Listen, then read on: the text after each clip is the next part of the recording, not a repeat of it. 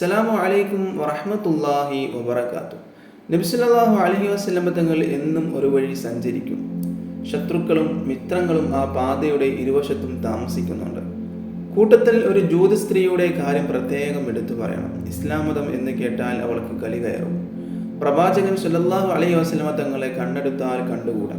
ജൂത സ്ത്രീയെ കാണാൻ ആരെങ്കിലും വന്നാൽ ഉടനെ അന്വേഷിക്കും ആരെങ്കിലും പുതുതായി ഇസ്ലാം മതത്തിൽ ചേർന്നു. ഇസ്ലാം മതം സ്വീകരിച്ചവരുടെ പേരുവിവരങ്ങൾ ആഗതർ വ്യക്തമാക്കും. കേൾക്കേണ്ട താമസം ആ സ്ത്രീ കലിതുള്ളാൻ തുടങ്ങും. പിന്നെ തെറിയാഭിഷേകം തന്നെ. ഇസ്ലാം മതം സ്വീകരിച്ചവരെ തെറിവിളിക്കും, പുളിച്ച ചീത്ത പറയും. സംസ്കാരമുള്ളവർക്ക് കേട്ടിരിക്കാനാവാത്ത ചീത്ത വിളിയും തെറിവിളിയും. കണ്ണുകൾ എപ്പോഴും വഴിയിൽ തന്നെ. പ്രവാചകൻ സല്ലല്ലാഹു അലൈഹി വസല്ലം തങ്ങൾ അതുവഴി വരുന്നുണ്ടോ എന്ന് അന്വേഷിക്കുകയാണ്.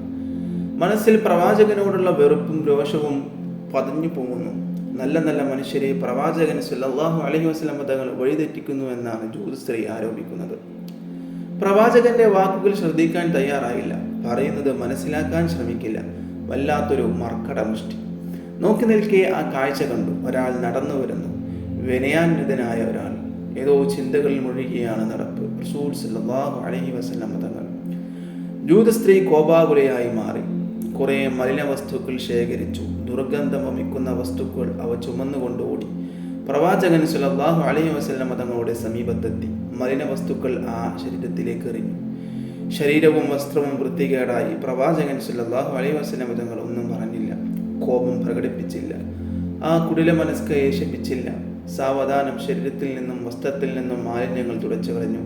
ഒന്നും സംഭവിക്കാത്തതുപോലെ മുമ്പോട്ട് നടക്കാൻ തുടങ്ങുകയായിരുന്നു. ജൂത സ്ത്രീയുടെ കോപം ഇരട്ടിച്ചു. ഇത്രയൊക്കെ ചെയ്തിട്ടും ഈ മനുഷ്യന് കോപം വരാത്തതെന്ത്? കോപം വരുമോ എന്നൊന്ന് നോക്കട്ടെ. ജൂത സ്ത്രീ പ്രവാചകന്റെ ശരീരത്തിൽ തുപ്പി. എന്നിട്ടും പ്രവാചകൻ സല്ലല്ലാഹു അലൈഹി വസല്ലം തങ്ങൾക്ക് പ്രതിഷേധമില്ല. തുപ്പിൽ തുടച്ചുകൊണ്ട് നടന്നുപോയി. പിന്നെ വായിൽ വന്നതെല്ലാം വിളിച്ചു പറഞ്ഞു. പ്രവാചകൻ സല്ലല്ലാഹു അലൈഹി വസല്ലം തങ്ങൾ അകലെ എത്തുമ്പോൾ ജൂത സ്ത്രീ വീട്ടിലേക്ക് മടങ്ങി. അടുത്ത ദിവസമാകട്ടെ കൂടുതൽ മാലിന്യങ്ങൾ എറിയണം, മുഖത്ത് തന്നെ തുപ്പണം. അടുത്ത അവസരത്തിന് വേണ്ടി കാത്തിരിക്കുകയാണ്. മിക്ക ദിവസവും ഇത് ആവർത്തിക്കുന്നു. പ്രവാചകൻ സല്ലല്ലാഹു അലൈഹി വസല്ലം തങ്ങൾ പ്രതികരിക്കാതെ കടന്നു പോകും. ജൂത സ്ത്രീ തൻ്റെ ക്രൂര വിനോദത്തിന് ആനന്ദം കണ്ടെത്തുകയും ചെയ്തു. പതിവ് പോലെ അന്നും പ്രവാചകൻ സല്ലല്ലാഹു അലൈഹി വസല്ലം തങ്ങൾ അതുവഴി നടന്നു വരികയായിരുന്നു. ജൂത സ്ത്രീയുടെ വീടിന്റെ പരിസരത്തെത്തി. തൻ്റെ ശരീരത്തിൽ മാലിന്യങ്ങളൊന്നും വന്നു വീണില്ല. എന്തൊരത്ഭുതം! പിന്നീട് നബി സല്ലല്ലാഹു അലൈഹി വസല്ലം തങ്ങൾ ആ സ്ത്രീയെ കുറിച്ച് അന്വേഷിച്ചു. ആ സഹോദരിക്ക് എന്ത് പറ്റി? അവരെ കാണുന്നില്ലല്ലോ, അവർക്ക് സുഖമില്ല, കിടപ്പിലാണ് എന്ന് മറുപടി പറഞ്ഞു. നബി സല്ലല്ലാഹു അലൈഹി വസല്ലം തങ്ങൾക്ക് ദുഃഖം തോന്നി. പ്രവാചകൻ സല്ലല്ലാഹു അലൈഹി വസല്ലം തങ്ങൾ ജൂത സ്ത്രീയുടെ വീട്ടിലേക്ക് കയറി ചെന്നു. സഹോദരി, എന്താണ് അസുഖം? ജൂത സ്ത്രീ ഞെട്ടിപ്പോയി. ആരാണിത്? തൻ്റെ രോഗം അറിയാൻ വന്ന ഈ മനുഷ്യൻ. മനസ്സാകെ ഇളകി മറിഞ്ഞു. എന്തെല്ലാം ദ്രോഹങ്ങൾ ചെയ്തു, എന്നിട്ടും തന്നെ വെറുത്തില്ല. സ്നേഹസമ്പന്നനായ ഒരു സഹോദരനായി തൻ്റെ മുന്നിൽ വന്നു നിൽക്കുന്നു. ഇത് സാധാരണ മനുഷ്യനല്ല, ഇത് പ്രവാചകൻ സല്ലല്ലാഹു അലൈഹി വസല്ലം തങ്ങൾ തന്നെയാണ്, സംശയമില്ല. പിന്നെ പിടിച്ചു നിൽക്കാനായില്ല. ആ സഹോദരിയുടെ ചുണ്ടുകൾ മന്ത്രിച്ചു. അല്ലാഹു അല്ലാതെ ആരാധനക്കർഹനായി ഒരു ഇലാഹില്ലെന്നും മുഹമ്മദ് നബി സല്ലല്ലാഹു അലൈഹി വസല്ലം തങ്ങൾ അവൻ്റെ പ്രവാചകനാണെന്നും ഞാനിതാ സാക്ഷ്യം വഹിക്കുന്നു. ഇസ്ലാമിൻ്റെ ബന്ധശത്രുവായിരുന്ന ആ ജൂത സ്ത്രീ ഇസ്ലാം മതത്തിൻ്റെ വിനീത അനുയായിയായി മാറി. പ്രവാചകർ സല്ലല്ലാഹു അലൈഹി വസല്ലം തങ്ങളുടെ സ്വഭാവ ഗുണങ്ങളാണ് അവരുടെ മനസ്സ് മാറ്റിയത്.